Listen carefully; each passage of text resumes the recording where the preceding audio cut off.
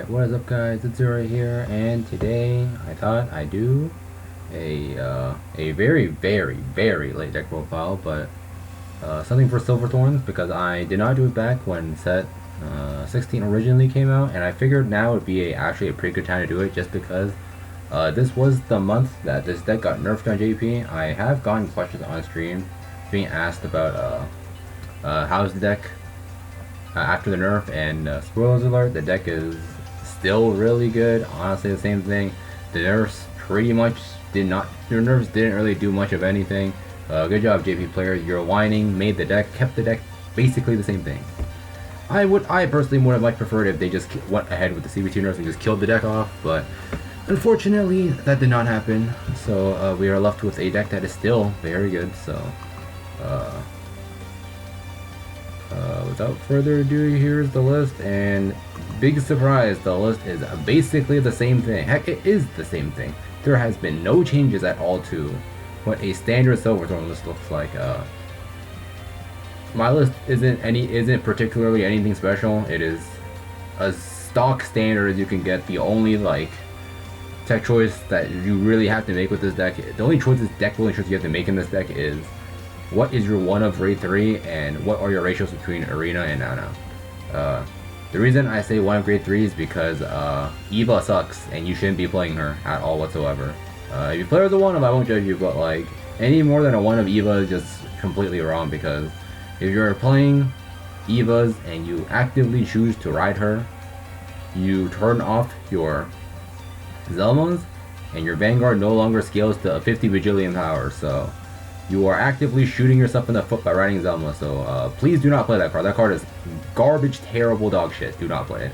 Just play 12 Lukes and play whatever in that 1 of slot. You can play Alice, you can play the Eva, you can play some random Beedro. This 1 slot can be anything, because it really doesn't matter. But Alice is, in my opinion, the best I'll go over all the cards. I guess I will go over all the cards that I technically haven't done an actual deck profile for this. For people who don't know, for whatever reason, don't know what these cards do. My starter of choice is the Emile, or I don't actually remember. It's Emile or Emily, something like that. Forerunner, put her into Soul, free of cost by the way, so you don't need Camelot or anything for this. You put her in Soul, you check top 5, and you can add a grade 1, up to 1 grade 1, up to 1 grade 2, up to 1 grade 3 Silverthorn you find off the top and put it into Soul. So you can add 1 of each grade off the top 5. If you see all grade 3s, because you're that unlucky, you could choose to add 0 if you want, but usually more often than not, you add whatever grade 1 with Zelma being priority, whatever grade 2 with Mari being priority, and then depending on your playstyle, if you like adding the base Luke to Soul for early cards right now. I personally don't, because I'd rather have the trigger in my deck, but I think that comes down to preference. The reason I don't play the other starter is because the other starter can die. Yeah, the other starter needs to stay on the board to get uses out of it, and if it died after 2 uses, the Emile probably would have done more, because you can also call it out of slip the user again. Next up is for grade 1s, the Zelma. This is the most important grade 1 in the deck by far. You definitely play 4 of it. You would not play any less than 4 of this card. This card is stupid as hell and should have also gotten nerfed, but they did not nerf it, because if they nerfed it, they would have had to have given compensation for it. So yeah, I'm not surprised they didn't nerf this card. But this thing is skilled on play. You can put a Silverthorn rear on play. If your Vanguard is a Silverthorn, you can put a Silverthorn rear into Soul.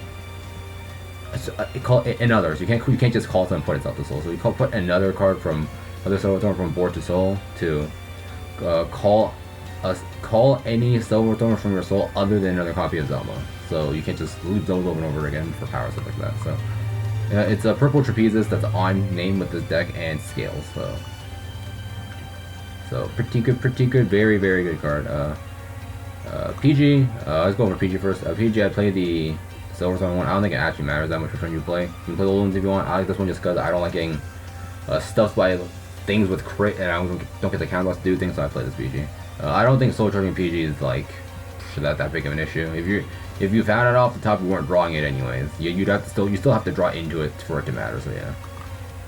And then grade 1, other grade 1's the Ana. So this card did get nerfed. So this card skill now is when the attack that it boosted hits CB1, to call a silver Thorn from your soul, and then at the end of the turn it goes back into soul. And then the nerf part about this card is that it is now a hard once per turn. So if you don't know what that is, it means you can only use one copy of Ana per turn. So if you have multiple Anas, you can only use one of her per turn, no matter how many copies you actually have. So if you proc this one and you have another one behind like the other rear, you can't use that one.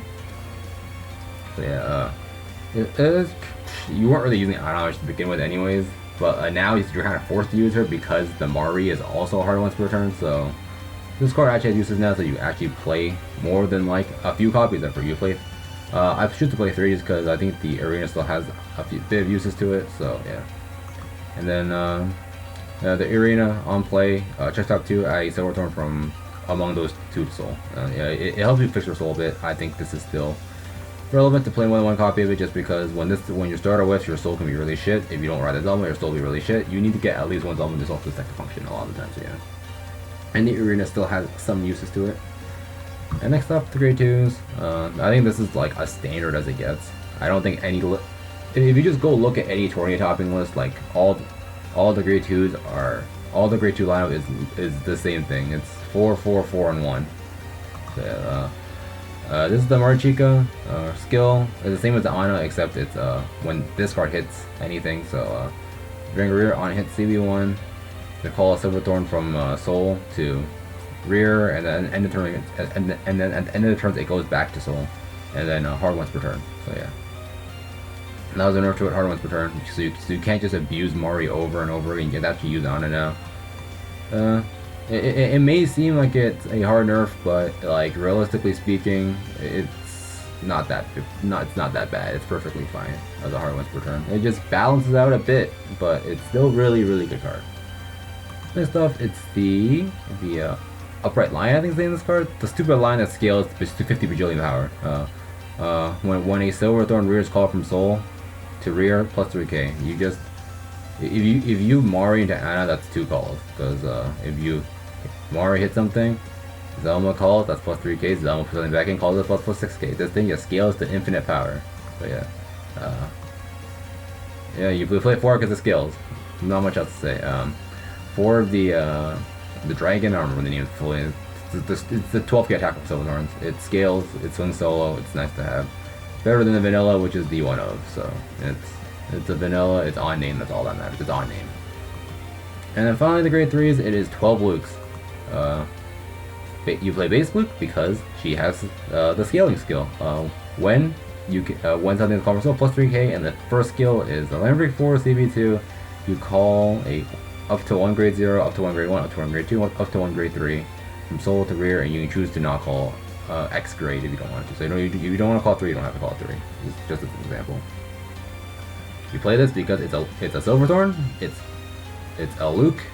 It's base Luke to enable cross ride for Venus in reverse, and it has the scaling skill. That's really all she's for. So it's quite a bit of things, but she is your worst ride in the deck just because her scaling skills are worse out the 3 Lukes. Next up is the reverse Luke. CB1, the Limerick 4 CB1, lock a card, call a card from Soul, and then give 5k. And when something's called from Soul plus 5k, and cross ride with the base Luke.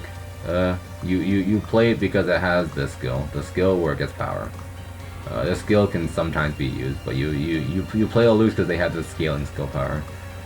And last Luke is the Venus, CB2. Limerick 4 once per turn CB2. You use the skill, you check top 2, and you can add up to 2 Silver Thorns from among them to your soul. So you just add 0 if you want, and then you can call Silver Thorns from your soul that equal the grades, whose grades equal to 6 or lower. So you can call like 2 grade 2s, 2 grade 1s, and a 0. You can call 2 grade 3s for whatever reason if you wanted. You can call like 3 grade 1s and a grade 3. Just as long as that adds up to 6 or less, and then the scaling skill, and then cross ride basically. You can tell I'm not very enthusiastic about this shit because I hate this deck. This deck is stupid as fuck. Even after being nerfed, I don't like this deck very much. I don't enjoy playing it, I don't enjoy playing against it, but what can you do? The nerfs basically didn't do anything, so if that's what you came here for, yeah, my thoughts about it, the nerfs did basically nothing to the deck. It's still very powerful, Oh yeah, I guess I go through one of two with Alice. On hit the Vanguard, CB1, put a soul, call something other than Alice from soul to rear. It's you play it because you have nothing better to play. If there was a literal 10k vanilla Silverthorn, you'd play it over this. But yeah. Back to my thoughts about the nerfs. They didn't do anything. How I think they should have nerfed it. I personally think that Mari and Anna to CB2 was fine. Like, hoo, the deck is dead now. You've played it for like what 3-4 months. Sucks to be you. Should have died. But another nerf they could have done is hard capping the Lukes to hard once per turn. The power skill to hard once per turns, or just 2 once per turn. Same with the Lion. They could have made yeah, they could have made Zelma a hard once per turn. There's like a bunch of things they could have done, and the nerf they chose to do was like the least impactful thing that they could have done. So yeah, if you're here for deck profile, that's it. If you're here for my thoughts, that was there as well. I'll have some games after this just to show off that this deck is still stupid as all hell. Oh yeah, one more thing.